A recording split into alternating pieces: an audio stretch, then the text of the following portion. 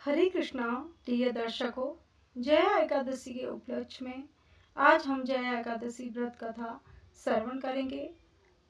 गांडीवधारी अर्जुन ने कहा, हे भगवान, आप कृपा कर आप मुझे माघ मास के शुक्ल पक्ष की एकादशी के संबंध में भी विस्तार पूर्वक बताएं।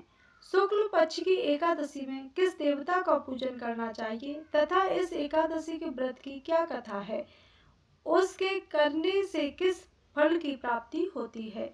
भगवान श्री कृष्ण ने कहा, हे अर्जुन, माघ माह के शुक्ल पक्ष की एकादशी को जया एकादशी कहते हैं। इस एकादशी के उपवास से मनुष्य भूत प्रेत पिशाच आदि की योनि से मुक्ति हो जाता है। अतः इस एकादशी के उपवास को विधि अनुसार करना चाहिए। अब मैं तुमसे जया एकादशी के व्रत की कथा कहता हूँ।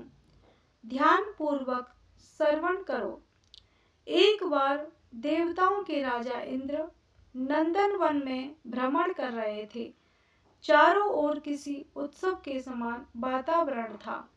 गंधर्व गायन कर रहे थे तथा गंधर्व कन्याएं नृत्य कर रही थी। वहीं पुष्पवती नामक गंधर्व कन्या ने माल्यवान नामक गंधर्व को देखा तथा उस पर आसक्त होकर अपने हाव भाव से उसे रिझाने का प्रयास करने लगी। माल्यवान भी उस गंधर्व कन्या पर आसक्त होकर अपने गायन का सुर ताल भूल गया। इससे संगीत की लय टूट गई तथा संगीत का समस्त आनंद क्षीण हो गया। सभा में उपस्थित देवगणों को यह अत्यंत अनुचित लगा। यह देखकर देवेंद्र भी रुष्ट हो गए। संगीत एक पवित्र साधना है। इस साधना को भ्रष्ट करना पाप है। अतः क्रोधवश इंद्र ने पुष्पवती तथा माल्यवान को श्राप दे दिया। संगीत की साधना को अपवित्र करने वाले माल्यवान और पुष्पवती, तुमने देवी सरस्वती का घोर अपमान किया है। अतः तुम्हें मृत्यु लोक में जाना होगा। गुरुजनों की सभा में असंयम एवं लज्जाजनक प्रदर्शन करके तुमने गुरुजनों का भी अपमान किया है। इसीलिए इंद्र लोक में तुम्हारा रहना अब वर्जित है। अब तुम अधम पिशाच असंयमी के समान जीवन व्यतीत करोगे। देवेंद्र का श्राप सुनकर वे दोनों अत्यंत दुखी हुए तथा हिमालय पर्वत पर पिशाच योनि में दुख पूर्वक जीवन यापन करने लगे। उन्हें गंधर्व रस स्पर्श आदि का तनिक भी बोध नहीं था। वहीं उन्हें असहनीय दुख सहने पड़े रहे थे। रात दिन में उन्हें एक क्षण के लिए भी निद्रा नहीं आती थी। उस स्थान का वातावरण अत्यंत शीतल था, जिसके कारण उनके रोम खड़े हो जाते थे, हाथ पैर सुन्न पड़ जाते थे तथा दांत किटकिटाने लगते थे। एक दिन उस पिशाच ने अपनी स्त्री से कहा, ना मालूम हमने पूर्व जन्म में कौन से पाप किए हैं, जिसके कारण हमें इतनी दुखदायी यह पिशाच योनि प्राप्त हुई है। पिशाच योनि से नरक के दुख सहना अधिक उत्तम है। इसी प्रकार के अनेक विचारों को कहते हुए अपने दिन व्यतीत करने लगे।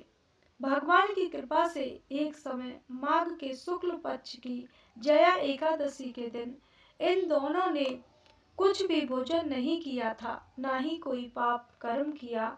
उस दिन मात्र फल फूल ग्रहण कर दिन व्यतीत किया तथा महान दुख के साथ पीपल के वृक्ष के नीचे विश्राम करने लगे।